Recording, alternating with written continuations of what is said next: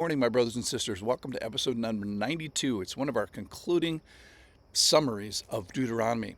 The question today is, how can something 3,500 years old, the book of Deuteronomy, be so modern? So we're going to find the modernity of Deuteronomy in three examples. Number one, it was modern at the cross 1,250 years after it was written. It's modern in the bedroom, and it's modern when there's an ox in your driveway.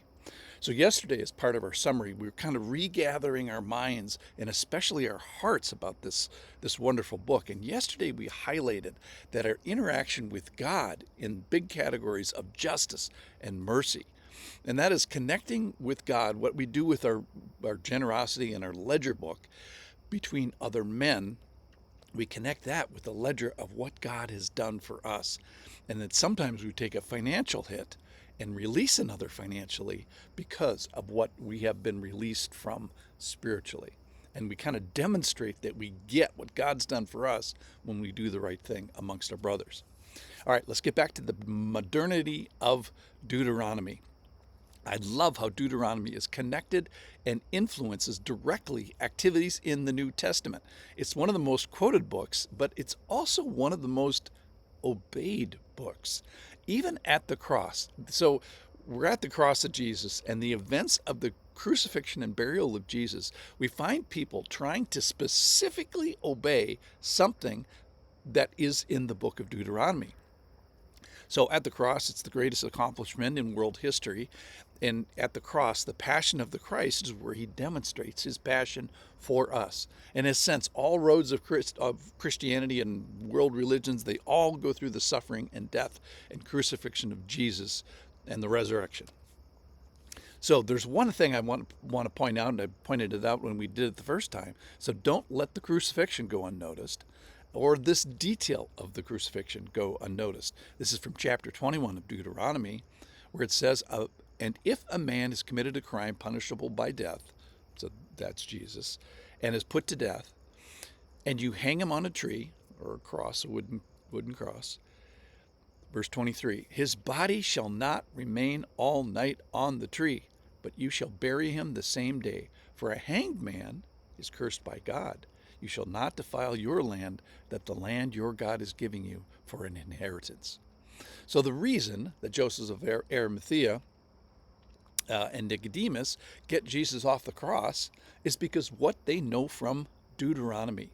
So they got Jesus off the cross, not realizing that Jesus had become this curse for them. And even the sin of putting him on the cross was paid for by the spiritual work that he did on the cross. So we find the shadow of the cross even here in Deuteronomy. And in the sense, Deuteronomy becomes modern at the cross. All right, a second thing about Deuteronomy is the moral principles of sexual conduct, or what happens in the bedroom. So even today, 3,500 years ago, all these things are still the same. Don't rape anybody. Marriage is important. Marriage is the vehicle that God provides for sexual flourishing. The grievousness of sexual sins affects individual spouses, parents, and the whole society. Don't have sex before you are married. Don't have sex outside your marriage after you are married. Honor the marriage bed within your marriage. Honor the marriage bed within other marriage beds. So God is right to be offended by which transgresses his character. He's trying to make a people group that's not evil so he can send a savior into it. So if one considers the holiness of God and humanity's failure to honor that holiness by our behaviors, then I might postulate that all sins that fall short of the glory of God should be punishable, and even punishable by death. And that's something that I like to point out, is that very few listeners of this podcast are without sexual sins. And if one includes the sins within the mind, I'm pretty sure that none of us are without sins. So all of this should lead us to having these great moral principles, specifically the sexual ones. They should lead us to reverence and humility and silence as we come to this topic. So likely you have been spared the just punishment that surrounds this topic. Not because you're innocent, but because you have been spared because the perfectly innocent, that is Jesus, has come to bear your punishment. So Deuteronomy is modern in its sexual morals. And then Deuteronomy is modern in what it tells us to do about an ox, that is, demonstrate love. In Deuteronomy chapter 22, you shall not see your brother's ox or a sheep going astray, that is, the ox is in your driveway, and ignore them. You shall take them back to your brother. And if he doesn't live near you and you don't know who he is, you shall bring it home with you into your house, and it shall stay with you until your brother seeks it. Then you shall restore it to him. So the most interesting part about this passage for me is that if you see someone ox that's astray, in other words, the ox is in your driveway, you're going to be tempted to ignore it. You're going to be tempted to say, hey, this is not my problem. So your first temptation is to want to ignore this. I didn't see that the ox in my driveway. So, or something at church that you hear that they need help with the 2-year-olds, and your first response is crickets. I didn't hear that. So what is love like? We have to learn from the ox.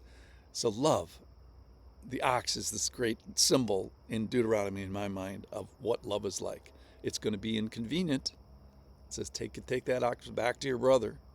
It's going to be intrusive.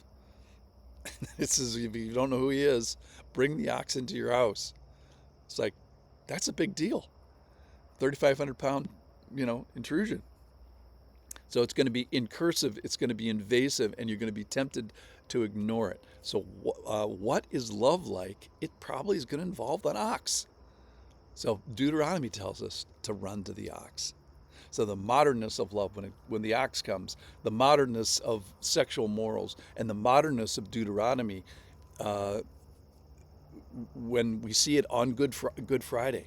So Deuteronomy is a modern book. Thanks for listening.